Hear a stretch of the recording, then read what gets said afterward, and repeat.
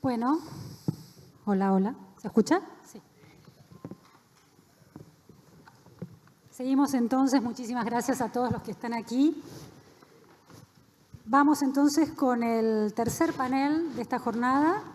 La gran pregunta de este panel es una pregunta muy interesante. ¿Cómo se crea una comunidad de prácticas innovadora, de práctica innovadora, desde la rigidez de la institución o de la institucionalidad? Y tenemos tres expositores, tres panelistas. Una panelista que es la ministra de Educación de la provincia de Jujuy, Isolda Calcina, tuvo un problema con su vuelo de manera que avisó que no iba a poder llegar. Así que estamos con Elena Robner, que es especialista senior de educación del Banco Mundial, con Miguel Blanco, que es director general de Swiss Medical Group, y con Jorge Calzoni, que es el rector de la Universidad Nacional de Avellaneda. Es un panel particularmente interesante porque las tres personas, los tres invitados, representan instituciones muy distintas y mecánicas institucionales muy distintas. Tenemos un empresario, ¿sí?, un corporativo, por este lado, diría, ¿sí? Tenemos una especialista que trabaja en un organismo internacional en relación con el sistema educativo, organismo internacional, sistema educativo, instituciones fuertes, a veces muy grandes, a veces muy rígidas, pero que están obligadas a plantearse la innovación. En el caso de las empresas, unas instituciones que tienden a ser más jerárquicas, aunque los cambios están democratizándolas cada vez más. Y en el caso de una universidad argentina pública, tiene todo el peso de la tradición, de las demandas corporativas de distintos tipos de actores dentro de la universidad y de las demandas del mundo para que de alguna manera se transformen. Así que la pregunta es completamente pertinente y los tres casos, los tres invitados aportan visiones muy diferentes. Yo querría empezar preguntándole a Elena, que quizá tenga una visión más panorámica de esta cuestión, que es la siguiente: como desde el Banco Mundial, desde un organismo internacional que intenta de alguna manera colaborar, en el caso puntual de la educación, para que los sistemas educativos mejoren, ¿cuáles son 3, 4 puntas para entender el escenario, el panorama, un diagnóstico, una foto de cuáles son los condicionamientos de ese sistema en términos de rigidez y de posibilidades de innovación?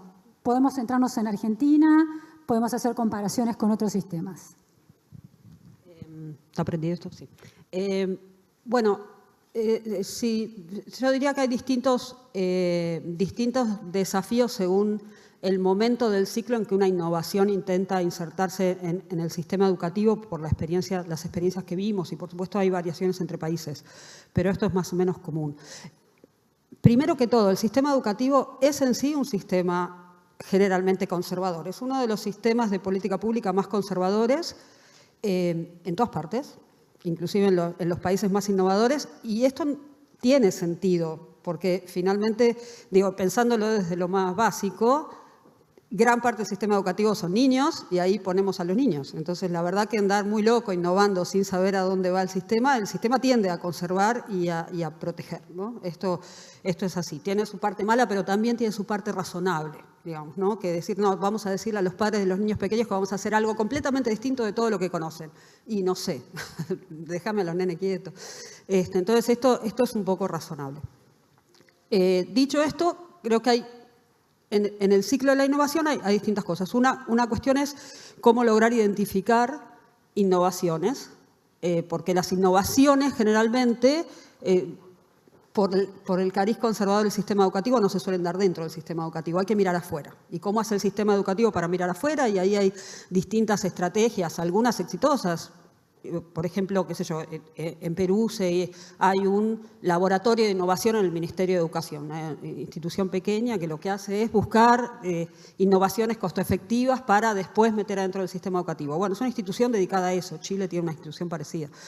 Una vez que las innovaciones interesantes para la educación se identifican, cómo meterlas adentro de un sistema conservador. Y ahí hay también distintas estrategias. No me voy a extender mucho, pues sería muy largo, pero a veces se hace haciéndolas un poco por afuera del sistema educativo, como por ejemplo el caso de Ceibal, claramente, que está en la educación, pero no es parte del sistema educativo oficial, entonces tiene un poco más de autonomía, un poco menos de rigidez, esto es una manera. Y después el más difícil y sobre el que menos sabemos, que es una vez que identificamos una innovación, es exitosa, la metemos adentro del sistema educativo, funciona, vemos que tiene buenos impactos, ¿cómo hacemos para escalarla en todo el sistema educativo? Y eso yo creo que es el punto más débil de la innovación en el sistema educativo, que sabemos muy poco respecto de cómo hacer que algo que es efectivo en pequeña escala sea realmente igual de efectivo a escala nacional, porque además el sistema educativo no solo es conservador, sino que es uno de los sistemas más grandes que existen en los países. Entonces, reproducir algo cuando perdemos el control es muy difícil. Yo diría que esas cosas son las que son comunes en casi todas partes.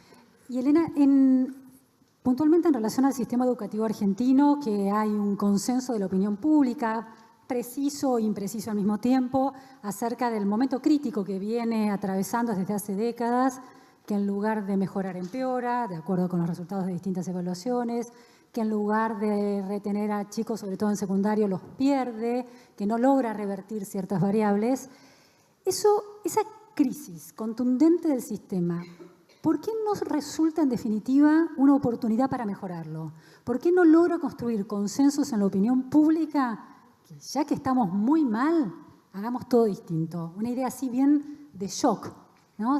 En estas palabras nuevas, shock y gradualismo, una idea de shock. ¿Por qué eso es imposible? ¿Por qué no se hace? Es que es re pertinente la pregunta. Y ahí, opinión un poco, ¿no? Ensayo dos cosas, porque es algo en lo que pensamos bastante. Una es que, por cierto, en términos de poder diagnosticar con claridad esa crisis, el sistema educativo argentino está empezando a reconstruir su información, ¿no? Durante mucho tiempo no hubo una información muy clara sobre el alcance de esa crisis, digamos, hasta hace algunos años no teníamos como datos muy claros de realmente cuántos chicos no terminaban el secundario o verdaderamente cómo nos comparábamos. De hecho, bueno, tú escribiste bastante sobre el tema de la última PISA, que ni siquiera nos podíamos comparar con el mundo, ¿no? Entonces eso creo que es una razón, que la información no era tan clara y está empezando a clarificarse. Y creo que pasa algo que excede probablemente al sistema educativo seguramente, pero que tiene que ver finalmente con el contrato social que los individuos tienen con la sociedad. Creo que en el ámbito educativo particularmente, diferente del tema, por ejemplo, de la seguridad, las personas tienden a pensar que pueden zafar. O sea, uno escucha hablando, digamos, en distintas comunidades educativas y lo muestran los estudios y etcétera, es que esta idea típica de los padres y madres de familia que dicen, bueno, no, la educación es un desastre y es todo horrible, pero la escuela de mi hijo es buena. En realidad, hasta hace muy poco no sabíamos nada sobre la escuela de mi hijo, ahora estamos empezando a saber un poco, pero hay una idea de que es posible zafar individualmente. El problema es que la educación realmente es un bien público y es pensada poco como un bien público, es más bien pensada por lo que le pasa a mis hijos. Entonces, un consumo individual. Exacto. Entonces es como, uno no puede contratarse un policía privado. Entonces el problema de la seguridad es público, ¿sí? Uno no puede contratarse una empresa de electricidad privada. Bueno, más o menos ponían esos cosas cuando se cortaba mucho la luz. No me acuerdo cómo se llamaba, generadores. Pero la escuela sí puede hacer una decisión individual. Y esto lo vimos masivamente, como bueno, la clase media, los deciles más altos, mandando a los hijos a la escuela privada. Entonces ahí zafé de la crisis educativa. Uno de los problemas grandes que enfrentan los ministros de educación verdaderamente es cómo generar el sentido de urgencia. Y algunas de las experiencias buenas de sistemas educativos que están mejorando lentamente, pero mejorando, como México, como Perú, empezaron a mejorar a partir de que lograron generar ese sentido de urgencia, ese sentido de que había que hacer algo por todos. Es un proceso bien difícil. Construir esa coalición, digamos. Interesante la idea de sentido de urgencia. Jorge, sentido de urgencia, sistema universitario público argentino, tiene una especie de autoestima un tanto exagerada a veces, una autoconfianza acerca de sus logros, los rankings internacionales en los que aparece bien posicionada en términos relativos, por supuesto la Universidad de Buenos Aires, la Universidad de Córdoba, la Universidad de La Plata, nos hacen creer que a pesar de todo la universidad pública sigue siendo un cantón de resistencia, de excelencia, de productividad educativa. La gente en las encuestas confía en términos institucionales en la universidad. Ahora, si uno recorre universidades en el mundo y está atento a cómo se está enseñando en otros países del mundo, diría que estamos muy lejos. ¿Cómo se hace para una universidad como la de Avellaneda comprenda su situación para querer cambiar? ¿Se puede cambiar sin comprender la posición relativa? Sí, a ver, dijiste muchas cosas. A ver, la primera es, sí es verdad, tenemos la autoestima alta. Sí, es cierto. Y las encuestas de opinión en general ponen a la universidad como una de las instituciones mejor reconocidas, lo cual nos parece que es sintomático, que está muy bien. El tema de los rankings es un tema en el cual yo no lo discutimos mucho. La verdad que en Argentina siempre hemos cuestionado los rankings, porque, a ver, para que tengamos claro, los rankings evalúan solamente las publicaciones en inglés, con lo cual siempre los países iberoamericanos van a estar por debajo. También se evalúan de acuerdo a, por ejemplo, fíjense en que en los primeros 10 puestos del ranking están las universidades temáticas. Siempre es más fácil que la universidad concebida en el sentido más europeo como tenemos nosotros. Hay toda una discusión con respecto a los rankings, la verdad que es un tema largo. Ahora bien, es cierto lo que decía, son instituciones normalmente conservadoras. Nosotros tenemos la primera universidad que cumplió en estos días 405 años, creadas por los jesuitas, y cumplimos en estos días 100 años de la Reforma del 18, que generó una cantidad de cambios importantes, pero también estableció pautas que se siguen sosteniendo. Paso para no irme muy lejos, y si no después lo teorizamos, pero en realidad las universidades nuevas, estas universidades como las de Avellaneda, que arrancan en el 2010, yo digo que tenemos la obligación de ser innovadoras. Y tenemos que estudiar de acuerdo a lo que pasa en distintos lugares. Y eso implica innovar en distintas cuestiones. Voy a contar 2 o 3 nada más. Uno son los diseños curriculares. Tenemos que tener diseños curriculares flexibles. No esta rigidez, vos hablabas de la rigidez de las instituciones, pero hay una rigidez todavía más compleja, que es la rigidez de los diseños curriculares. Cada vez que uno quiere cambiar algún diseño curricular es complicado, muy complejo. Nosotros nos obligamos a revisar todos los diseños curriculares cada 5 años, es decir, cada corte. Y esa revisión de los diseños curriculares lo hacen estudiantes y docentes, o sea, también participan los estudiantes. Y vamos a incorporar los graduados porque nos parece que la mirada que tiene el graduado desde el rol profesional también puede influir con respecto a eso. Pero claramente hay una comisión curricular que va siguiendo ese tipo de cuestiones. Tenemos un sistema de créditos, creo que somos 2 universidades argentinas nada más que tenemos sistema de créditos en Argentina, ¿no? Es algo que es habitual en el mundo. Ahora se está abriendo eso, se discutió en la última Congreso Regional de Educación Superior, hemos firmado con Córdoba, y hay alrededor de 11 universidades extranjeras empezar a hacer el tema del sistema de crédito, que no tiene nada que ver con los créditos económicos. Son créditos, el crédito es la hora, así como el diseño curricular ordinario, digamos, o ortodoxo es una materia con horas. Esto influye no solamente la hora que se da clase, sino la hora de aprendizaje. Toma en cuenta la naturaleza de la materia, el trabajo de campo, el trabajo de laboratorio, es decir, toma en cuenta el aprendizaje. Esto implica que, por ejemplo, una licenciatura tiene alrededor de 2.400 créditos y se va distribuyendo de acuerdo a lo que define incluso esa misma comisión de seguimiento curricular. O sea, se va viendo con respecto a eso.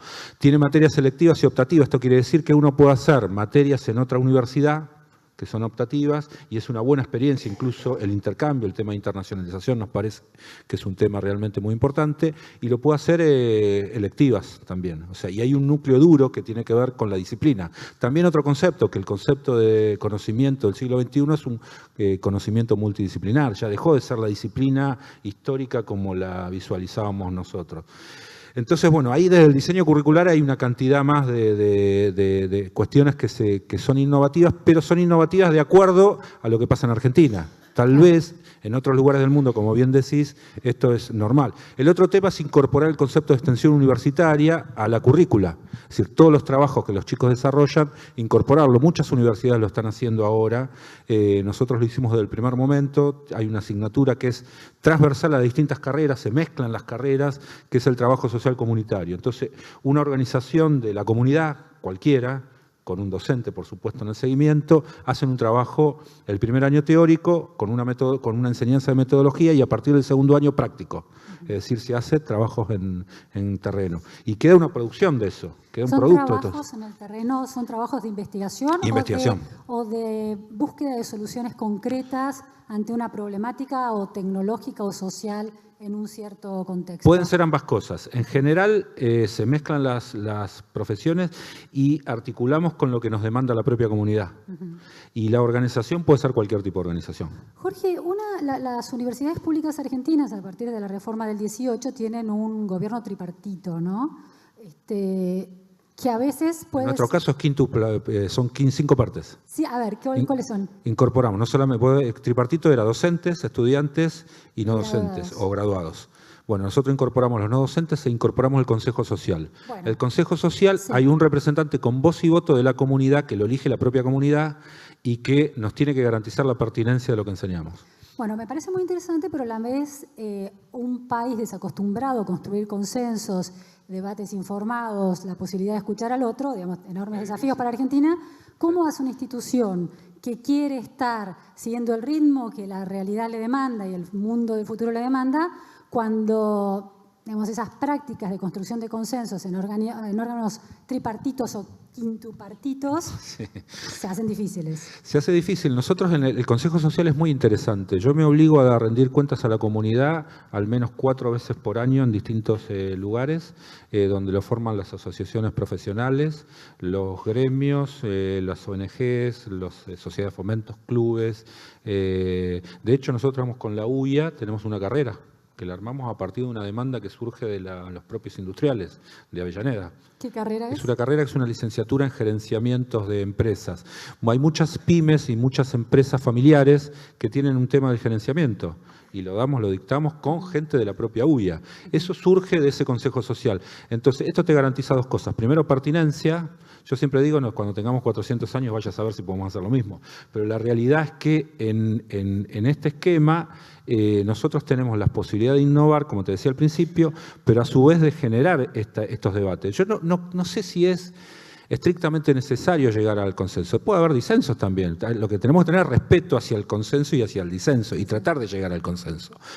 Creo que es factible cuando hay una comunidad que tiene el diálogo abierto con su universidad. Y cuando hablo de comunidad no hablo solo de Avellaneda, sino de toda una región muy importante. Por ejemplo, el 10% de nuestros estudiantes vienen de la ciudad de Buenos Aires. El 11% viene de Lanús. Con lo cual es una universidad nacional, excede a una zona. Y te doy algunos datos. El equivalente de las universidades del conurbano es igual a la cantidad de estudiantes de la UBA. O sea, sería imposible poder absorber por la Universidad de Buenos Aires, una universidad prestigiosa, que uno quiere, respeta, porque tiene toda una historia, no podría haber absorbido esa cantidad de estudiantes. Claro. Pero ese diálogo se da siempre, y creo que en esto hay una de las cuestiones que vos planteabas en el panel, que tiene que ver un poco con el liderazgo de los distintos espacios, en este caso el Consejo Social. O sea, el Consejo Social tiene que tener su propia dinámica de funcionamiento y con el liderazgo propio de la universidad. O sea, la universidad también tiene sus propias dinámicas de búsqueda de consensos, que a veces es cierto, bueno, si uno ve algunas cosas que pasaron en estos días en la Universidad de Buenos Aires, lamentablemente dice, bueno, no es por este camino, claramente. Vamos a volver a eso después. Miguel, una empresa, ¿no? Una empresa, uno tiene la primera impresión de una empresa es que hay alguien que tiene el poder, jefes, dueños, accionistas, CEOs, altos ejecutivos, que ante una decisión de cambio, ante una visión distinta de la empresa y de la organización, de alguna manera pueden estructurar de manera racional y más efectiva y hacer bajar esa nueva cultura hasta la base de la pirámide de decisiones. ¿Es así de fácil? No, para nada. Más ¿Cómo es? En una organización que, como la nuestra, tiene 12.000 personas, con distintas actividades, con prácticamente todos los perfiles, digamos, de médicos, enfermeras, arquitectos, especialistas en seguros, actuarios, contadores, y está muy distribuida geográficamente. Entonces hay muchos niveles de decisión que están por debajo de eso, ¿no? sí, algunas ideas tienen que venir de arriba para abajo, tenés un problema de comunicación. Uno de los problemas claves de una organización de este tipo es la comunicación. Claro. Y la comunicación no es solo la comunicación que vos decís de arriba para abajo, sino fundamentalmente de abajo para arriba, que es saber qué pasa al nivel de... Esta es una organización de servicios, con lo cual lo clave es la gente, y la gente más clave de ese grupo es la gente que está en el front office, que, digamos, enfrenta a los clientes, digamos, o a los proveedores o a los prestadores, y tenés que tener comunicación con esa gente, porque esa es la que sabe lo que pasa. Entonces es clave el tema de comunicación, pero también es clave generar la participación. O sea, nosotros, por ejemplo, el tema de innovación, hace 2 años lanzamos un proyecto que pretendía esto específicamente. Se llamó SMG Innova, SMG es Swiss Medical Group, fue dirigido a toda la organización y abrimos un canal de comunicación para que presentaran sus proyectos. Dimos una serie de pautas cómo tenían que ser el proyecto, tenían que ser innovadores, tenían que ser digitales, tenían que tener una serie de características, podían ser reformas a los procesos existentes o nuevos negocios, y recibimos como 150 proyectos. De esos elegimos... De 12.000 de 12.000 empleados. Es bajo el ratio. ¿Eh? ¿No es bajo el ratio? Es bajo en una primera instancia, ¿no? Pero eso abrió todo un canal, porque la gente que propuso los proyectos formó parte del equipo del proyecto. Se eligieron los más prometedores, llamémoslo así. Se contrató consultores externos, uno de ellos estuvo por aquí, Santiago Bilinkis, Sebastián Campanari, son gente que está trabajando en innovación en Argentina, consultores externos, y empezamos a trabajar con esto. Y ahora estamos en otra etapa posterior, que es, llegamos a la conclusión que es muy difícil innovar cuando vos tenés el día a día. O sea, vos estás con el día a día, en una actividad muy transaccional como es la nuestra, tiene más de 6 o 7 millones de transacciones mensuales, de interacción con clientes, proveedores, prestadores, y además tenés que mantener los sistemas existentes, tratar de traer algo nuevo. Claro. Entonces estamos en una siguiente etapa donde estamos armando brigadas multidisciplinarias y las estamos sacando del lugar para que desarrollen proyectos y después vuelven a su lugar. Miguel, tengo una curiosidad. Hay 2 autores que hace unas décadas hicieron un trabajo muy interesante, Hindis y Bowles, en relación a la cultura de las organizaciones y cuánto espacio efectivamente tienen las personas, los recursos humanos innovadores. Y llegaban a una conclusión bastante desesperanzadora, que era que en realidad los recursos humanos que son premiados, los empleados que son premiados, según la mirada de sus jefes, tienden a ser los que llegan a horario y se van a horario, los que obedecen sin cuestionamiento, los que repiten las rutinas ya establecidas en una organización. ¿Cómo se hace en una organización que está tan pautada en términos de procedimientos para darle espacio efectivamente a personas que pueden ser creativas, pero deben al mismo tiempo ser efectivas? Bueno, nosotros tenemos una serie de programas para esto, ¿no? Yo creo que la clave en una organización como la nuestra son los mandos medios. Los mandos medios, nosotros estamos haciendo mucho trabajo con los mandos medios, tratando de sacarlo, además de su, digamos, conocimiento específico, ya sea que médicos, enfermeros o administrativos, lo que sea, los estamos, digamos, capacitando en liderazgo, los estamos capacitando en toda la parte blanda del manejo de recursos humanos, los estamos capacitando en comunicación y los estamos alentando a que promuevan a la gente que está abajo, que no la tapen. Y es un trabajo de todos los días, o sea, no es fácil de lograr, pero es la forma de trabajar. O sea, y abriendo canales de comunicación. Nosotros trabajamos mucho en todo lo que es comunicación. Ahora estamos por incorporar una especie de Facebook que se llama Workplace, que es un sistema que, digamos, para mejorar la comunicación de mail, que, digamos, ya nadie ni los lee. Uno suma la cantidad de mail que mandamos por distintos temas de personal, beneficios o lo que sea, y la verdad que se leen poco. Entonces estamos armando un sistema más dinámico que permite además interactuar. O sea, que permite armar grupos por sectores, recoger la información que quiere mandar cualquiera de la personal. Por supuesto, algunas reglas de protocolo, digamos, para evitar cosas impropias, pero sí para canalizar, darle herramientas para que puedan proponer cosas. Y premiamos a los innovadores. ¿Cómo los premian? Y los premiamos con, digamos, con eventos, con regalos, con participación en los proyectos nuevos, mostrándolos a sus pares como ejemplos. Trabajamos mucho, por ejemplo, estamos con una especie de charlas TED que seleccionamos gente con distintas experiencias y convocamos a la gente para que vaya a verlo. Estamos trabajando mucho con esto. Dijiste que hay decisiones que sí efectivamente tienen que ser bajadas de arriba hacia abajo. ¿Qué tipo de decisiones son esas? Y la asignación de presupuestos, fundamentalmente, ¿no? El que pone la plata. Pero, digamos, nosotros tenemos un accionista principal que tiene el 76% de la sociedad, que afortunadamente acaba de hacer ingresar a la organización a su hijo de 23, que digamos, está joven. Por supuesto está en el tema de nuevas tecnologías, nuevas dinámicas. Es un abogado recién recibido, con poca experiencia, está participando y tenemos un canal de innovación para llegar a él y lo hemos convencido de que ahora se ponga la camiseta después de 2 años y baje un mensaje muy claro a toda la organización, cosa que acaba de hacer hace un mes. Y entonces es fundamental esto. Yo creo que el sponsoreo de arriba es fundamental. O sea, las ideas tienen que salir de abajo, hay que seleccionarlas, pero tiene que haber un sponsor a alto nivel de la organización que se ponga la bandera de la innovación y del cambio, porque hay una resistencia natural al cambio.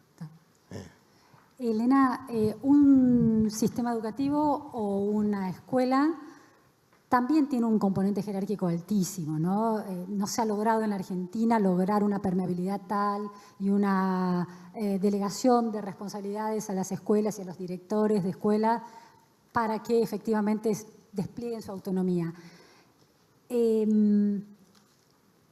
¿Están los docentes en Argentina y los directivos de las escuelas en Argentina listos para asumir una autonomía que sería motivadora y que daría entusiasmo? ¿Están listos en términos de nivel profesional alcanzado? A ver, contestaría 2 cosas distintas. Una es que no sabemos del todo cuán listos están porque tampoco tenemos mucha información sobre desempeño docente. La formación docente pre-servicio sabemos que es muy heterogénea, recién ahora se empezó como un poco a evaluar, de modo que puede haber, no tenemos información muy precisa, no, te puedo decir un número, bueno, tales docentes alcanzan un nivel, eso no lo sabemos, no hay información. Dicho esto, seguro que hay muy buenos docentes porque algunos niños logran resultados buenos y seguramente los docentes y los directores son como casi, me voy a copiar algo que dice Mario Narodowski, seguramente 10% son brillantes, seguramente otro 10% son unos atorrantes que no quieren trabajar y el 80% son personas que tratan de hacer su tarea de la mejor manera que pueden con los instrumentos que tienen. Durante décadas no han tenido muchos instrumentos ni mucho apoyo, verdaderamente. Han estado muy solos. Los docentes están bastante solos. Entre otras cosas, por lo que tú mismo acabas de decir. Cuando no hay autonomía escolar, lo que es difícil es que los docentes se acompañen. Porque finalmente, ¿qué es la autonomía escolar? ¿Cuál es el secreto de la autonomía escolar? Que es como el gran tema de lo que logran los sistemas educativos exitosos. Bueno, logran un poco algo que mencionás, Miguel, es tu nombre. Miguel mencionaba, que el mando medio tome responsabilidad finalmente sobre un grupo. Las escuelas exitosas, en los sistemas educativos exitosos, lo que son es un grupo humano que se pone un trabajo en común, una tarea en común, un objetivo en común, tiene un líder y vamos para allá, ¿no? Digo, como cualquier equipo. La serie Rita, que tanto nos gusta en Netflix. Exacto, por ejemplo, digamos, ahí lo ves bien, es una escuela con un objetivo, que se plantea objetivos, que se juntan los docentes a conversar. Los docentes en Argentina no tienen designada, en la mayoría, enorme mayoría de las escuelas, designada una sala y un horario en donde juntarse a charlar, che, ¿qué hacemos con estos chicos que andan mal? ¿Cómo solucionamos este problema? Entonces eso hace que estén realmente muy aislados y muy solos. Por lo cual, probablemente el 80% de los docentes están tratando de hacer lo mejor que pueden, con las mejores intenciones y con muy poca ayuda. Entonces, verdaderamente, como saber, no sabemos. Dicho esto, los docentes son personas que al menos sí hay algo que sabemos. Han pasado determinado nivel educativo, han demostrado poder disciplinarse, sentarse a estudiar, conseguir un título, y van todos los días, se levantan a la mañana y van a enfrentarse a un montón de niños que muchos de nosotros acá no sé si los aguantaríamos. Entonces, y muchos adolescentes, que, bueno, es otro tema. Con lo cual diría, ¿están listos? Seguro están listos. ¿Por qué no estarían listos? Digamos, necesitan los incentivos correctos, finalmente. Tú recién mencionaste otra cosa, que es decir, los premiamos. Claro.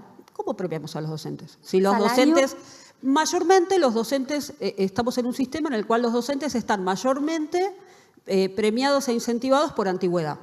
Si es lo mismo quedarse más o menos sentado y hacer la plancha o lograr poner toda la energía en lograr de la mejor manera posible el objetivo que establecimos en mi escuela, que es el objetivo, y bueno, si da lo mismo, y bueno, mucha gente va a decir, y bueno, ¿para qué? O sea, si no tengo... Entonces, realmente lo que no hay es un alineamiento de incentivos claro dentro de las escuelas para premiar a los mejores docentes. No hay ni un claro sistema para cooptar para la carrera docente a los mejores recursos, de hecho casi hay desincentivos para eso, porque después el desarrollo profesional docente no tiene un sistema de incentivos muy claro. Entonces, alineemos los incentivos y seguramente nos estaríamos dando cuenta de que sí están listos. No tenemos mucha manera de saberlo por las dos cosas, porque no tenemos información y porque no tenemos los incentivos correctos para ver si son capaces o no son capaces. Entonces, en un sentido, somos muy justos con los docentes. Pero una fórmula clara de innovación sería entregando esa autonomía, es decir,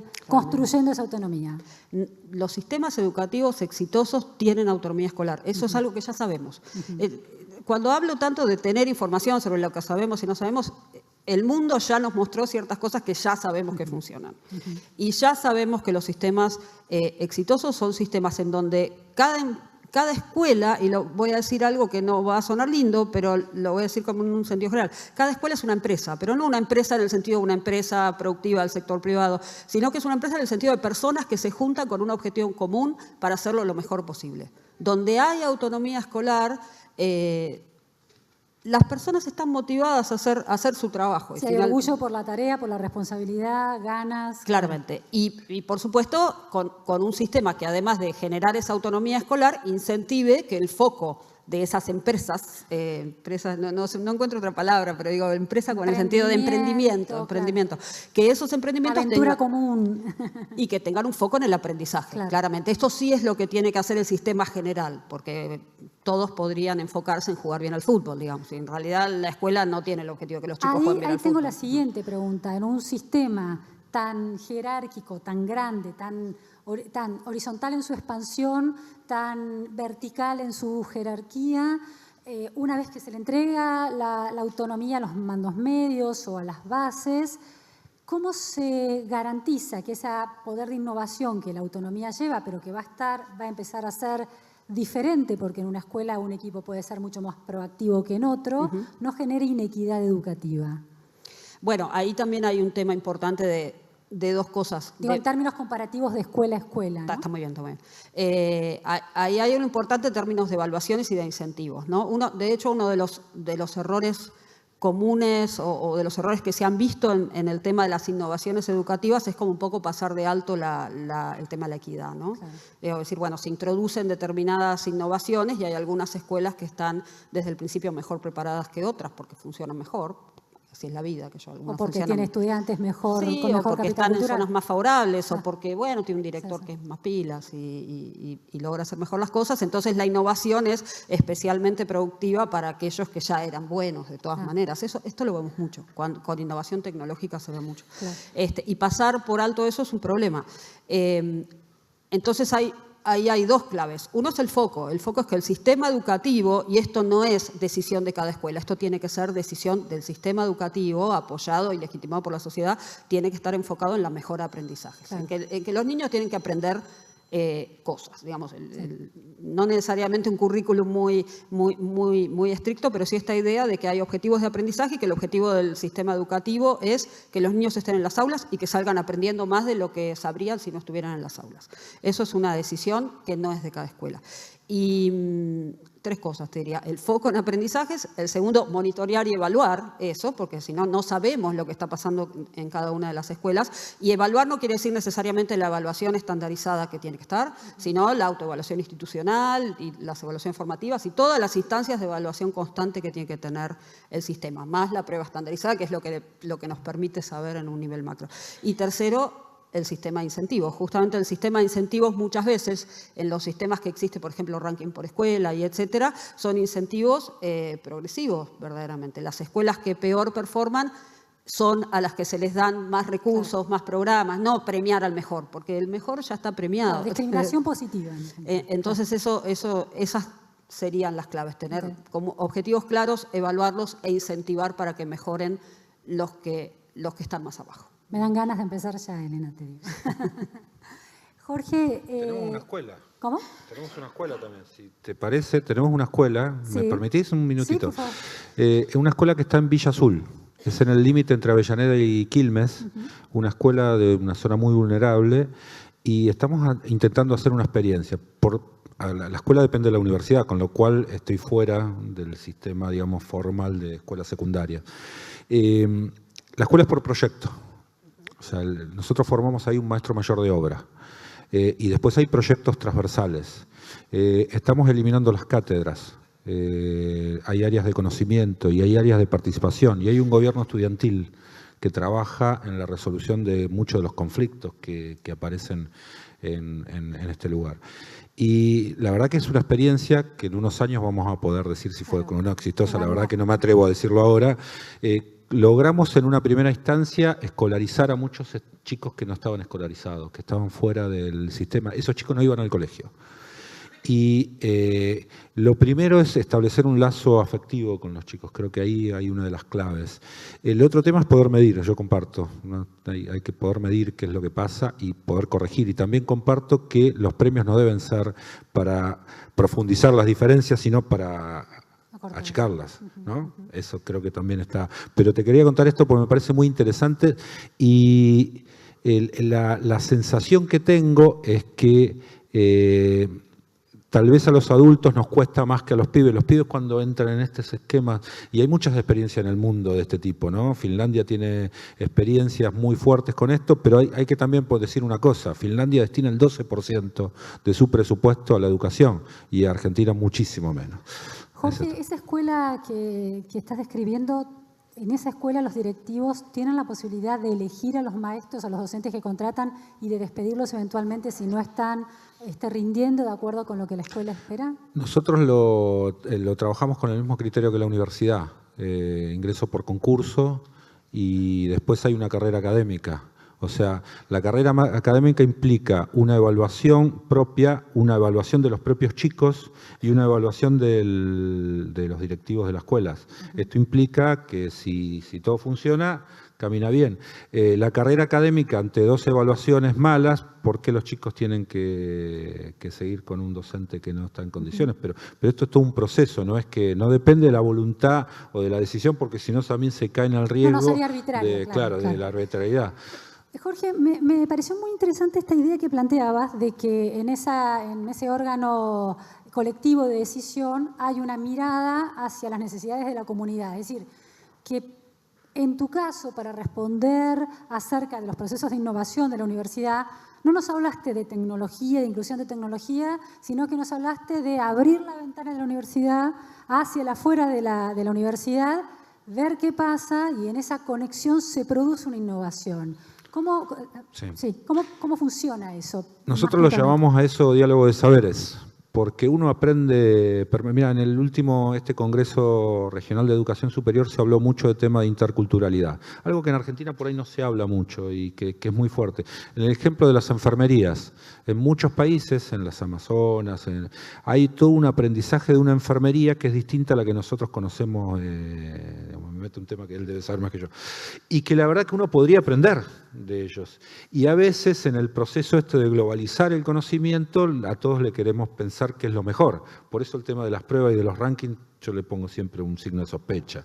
Digamos, el tema es respetar la diversidad y respetar los desarrollos que puedan haber en distintas regiones de nuestra América Latina fundamentalmente, ¿no? Y en el caso de nuestras comunidades también hay saberes realmente muy importantes que deberíamos permitirlos que ingresen a la universidad y a su vez interactuar con ellos y no querer convencerlos de que nosotros tenemos el saber y nadie tiene el saber, ¿no? Entonces también tiene que ver con un hecho de romper un poco ese estigma de la vieja extensión universitaria.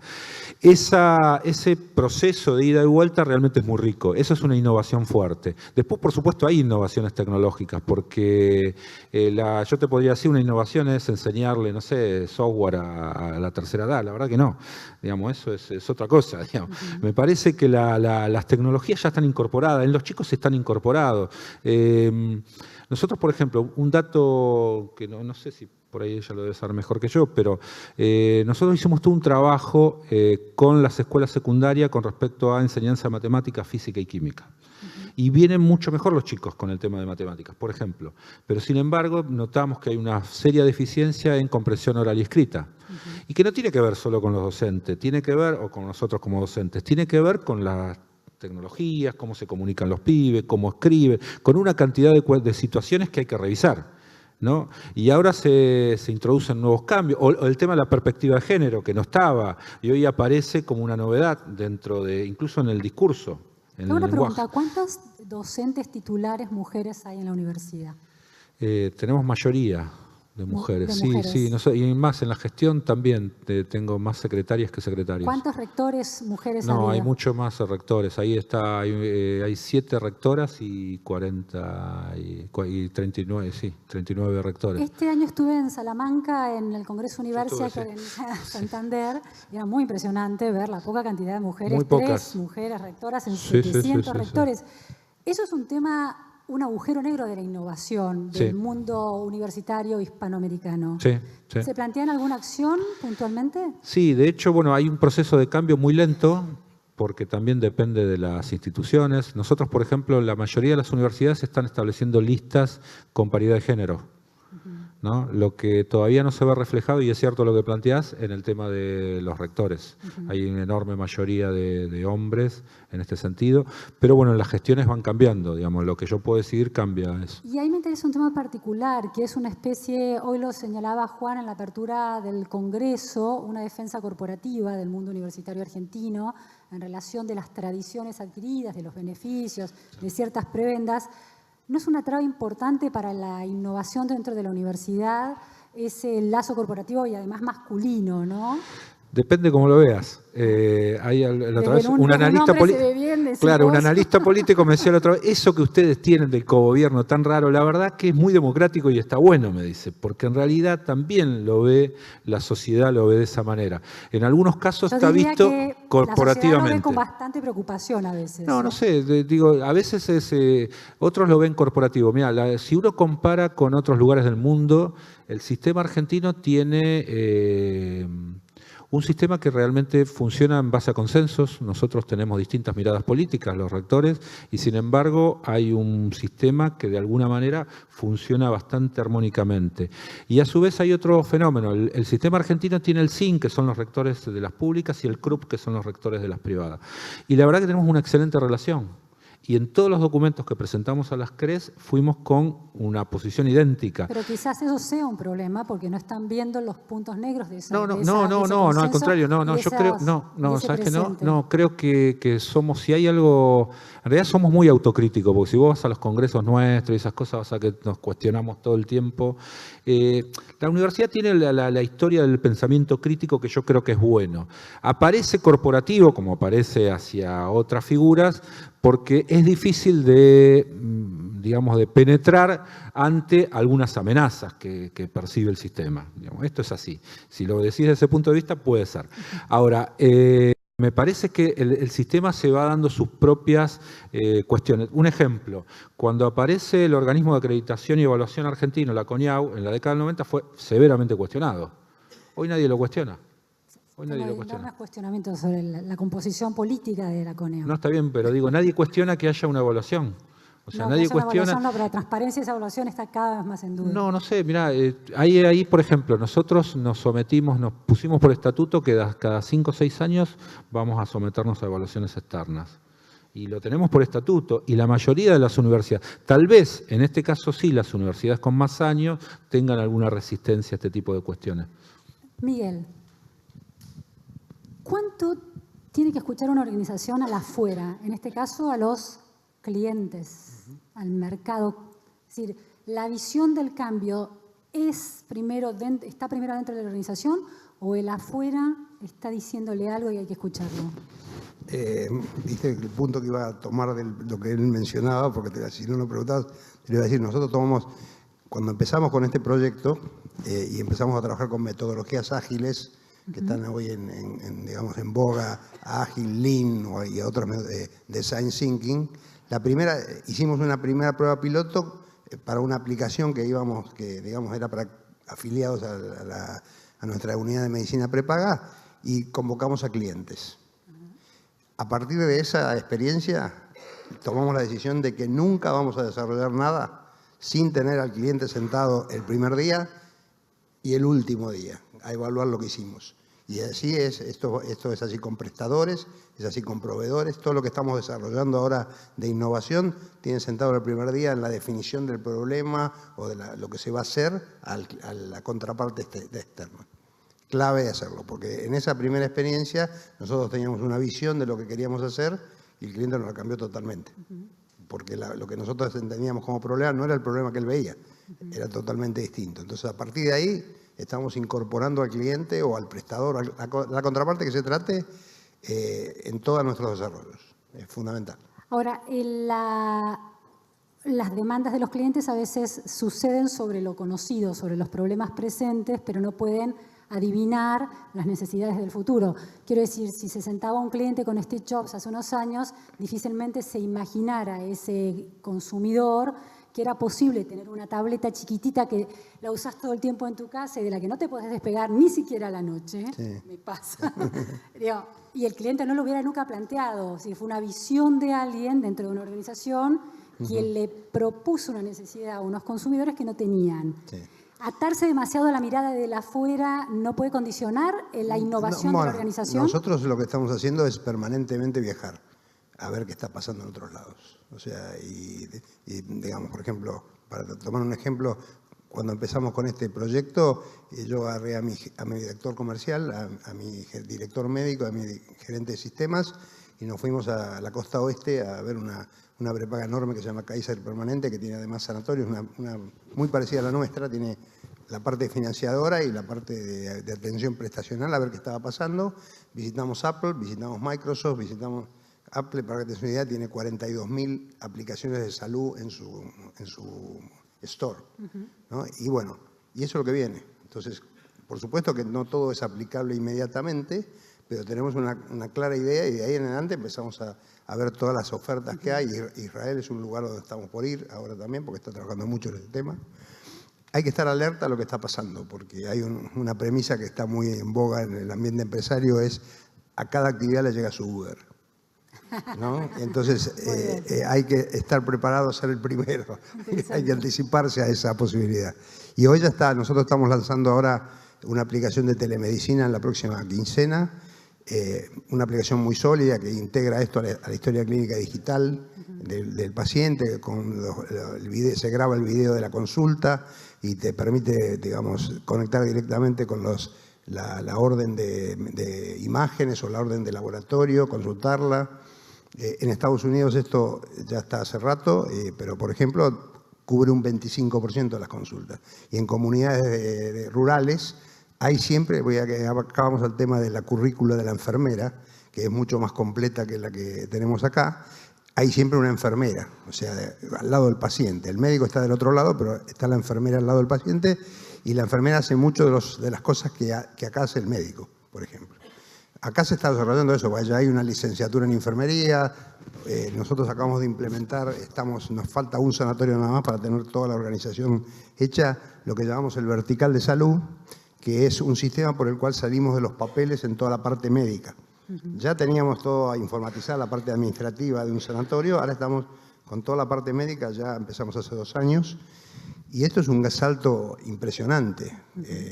Hay que, digamos, tenemos 2 computadoras en el quirófano, una para el anestesista y una para el equipo médico. Tenemos en los office de enfermería computadoras. No hay papel, es todo. Y esto te permite tener la información que antes había que, sobre papel, había que compilarla digamos, mensualmente. Ahora la tenés al día, al momento, la historia clínica con todos sus antecedentes. Antes teníamos 3 historias clínicas y iba a 3 sanatorios distintos. Ahora tenemos todas una en un repositorio. con alertas que te indican esto es un cambio, y las enfermeras lo han tomado como un salto cualitativo de su profesión impresionante. Ellas han sido las líderes de la innovación. Elena, te planteo la última pregunta. Hay 2 trabajos de McKinsey de 2011-2014, más o menos esas son las fechas, que señalan una serie de variables de sistemas educativos que lograron mejorar desde muy abajo, desde muy malos a regulares, regulares a buenos, buenos muy buenos, muy buenos excelentes. 2 de las variables, una dice que a un sistema educativo para pasar de un nivel al otro, una mejora incremental, aunque sea de un nivel al siguiente, puede llevarle entre 3 y 6 años. Y la otra cuestión que plantea es que hay un momento muy oportuno para que un cambio positivo de mejora y un salto al nivel siguiente se dé, es el cambio de liderazgo político. La Argentina ha tenido en los últimos 12 años cambios de liderazgos políticos y, sin embargo, esos saltos incrementales no se dieron. ¿Hay algún análisis propio o institucional desde el Banco Mundial de por qué a Argentina le cuesta tanto moverse hacia el siguiente escalón? No, un análisis sistemático, así en particular, no sobre Argentina, no el banco, sí hay otra gente que lo ha analizado sin duda. Lo que sí yo señalaría en términos generales es que, Argentina en los últimos años, te voy a decir algo que sí es, pero lo voy a estructurar distinto, estoy pensando más alta. Hay el reporte del año pasado del Banco Mundial, el banco saca todos los años un reporte mundial sobre un tema. El año pasado fue sobre educación. Precisamente. Y había algo que decía este reporte y que creo que aplica muy bien a lo que no pasó en Argentina y que explicaría un poco esto. Y en las muchas cosas que decía, bueno, finalmente para que haya reformas significativas, para que los sistemas educativos funcionen, tienen que pasar 2 cosas. Y hablaba del ABC, por la sigla en inglés, ¿no? A de assessment, evaluación, evaluar todo lo que se hace constantemente, basar las políticas en evidencia, usar la evaluación precisamente para tomar decisiones de políticas que sean basadas en lo que se sabe que funciona y no funciona. Y por último, lograr coaliciones políticas, coaliciones amplias, no coaliciones políticas de lo que decíamos recién, con la opinión pública, con los padres, entre grupos políticos y etcétera, para poder llevar adelante las reformas, porque son reformas comprometidas y de un sistema, como te decía, muy complejo y muy grande. Y yo creo que las 3 cosas en Argentina sufrieron en las últimas décadas, digamos. No tuvimos evaluaciones abiertas, significativas y transparentes. Si bien siguió habiendo algún sistema de evaluaciones estandarizadas, cada vez fue menos transparente, cada vez fue menos publicado, cada vez dio menos información. Sí, exactamente. Y muy cerrado. Había como un informecito así chiquitito que nadie entendía muy bien para qué servía. Recién empezó a haber ahora informes por escuela, ¿no? Que sea algo significativo para la escuela, decir cómo me fue. Entonces, evaluaciones no había. Política basada en evidencia, bueno, si no hay datos, no hay política basada en evidencia. Y coaliciones, la verdad que creo que es lo que, digamos, no quiero entrar en una discusión política, pero tuvimos una sociedad muy dividida y que en muchas cosas sigue siendo muy dividida. Sin una coalición fuerte respecto de la reforma, porque además la reforma educativa, y vos dijiste 3 a 6 años, necesariamente una reforma educativa significativa tiene que trascender un periodo presidencial. En 4 años no vas a llevar adelante toda una política educativa y mucho menos poder evaluar cohortes completas para que entiendas bien qué te pasó con la trayectoria educativa de ese niño que entra a primer grado y a dónde fue a parar. De hecho, hasta hace muy poco, y creo que inclusive todavía no estamos muy seguros de saber si un niño que entró ya a primer grado no sabemos dónde está al final del secundario. No tenemos manera de saberlo. Si los niños se mudan entre una provincia y otra, no sabemos si abandonaron la escuela. Entonces, mi pregunta sería al revés. ¿Y cómo íbamos a poder hacer una reforma educativa en ese escenario? ¿Cómo íbamos a poder mejorar en ese escenario? Porque realmente no ha habido una coalición significativa que dijera, bueno, vamos a hacer algo porque los niños no están aprendiendo como corresponde. Miguel, ¿vos querías agregar algo? Sí, yo tengo desde mi punto de vista, digamos, de persona preocupada por la educación, creo que hay un tema previo, y para mí es la inflación. O sea, en la medida que nosotros sigamos teniendo una inflación de 2 dígitos, O sea, para una reforma del sistema educativo tienen que estar los docentes en el medio y participando activamente. Y mientras la discusión sea solamente el nivel de ajuste, eso impide discutir cualquier otra cosa. Y esto es lo que nos ha venido pasando. Sí, es cierto. Y no solo nos pasa en la actividad docente, nos pasa en la discusión de los convenios. Hoy tenemos convenios laborales de la década del 70, muchos de los cuales han sido superados por la tecnología que hay en cada una de las actividades, y seguimos teniendo posiciones y demás que no existen más en el mundo, y acá las seguimos teniendo obligatoriamente por convenio, en la portuaria y demás. En la educación pasa entonces la discusión sobre el ausentismo, por ejemplo, que es uno de los problemas que tiene el sistema educativo argentino. No se puede considerar que el ausentismo es una conquista social de los docentes. Y sin embargo acá esa discusión no se puede dar abiertamente porque la inflación y la discusión del nivel de ajuste salarial tapa las cuestiones de fondo. Bueno, muchísimas gracias a los tres, muchísimas gracias a ustedes.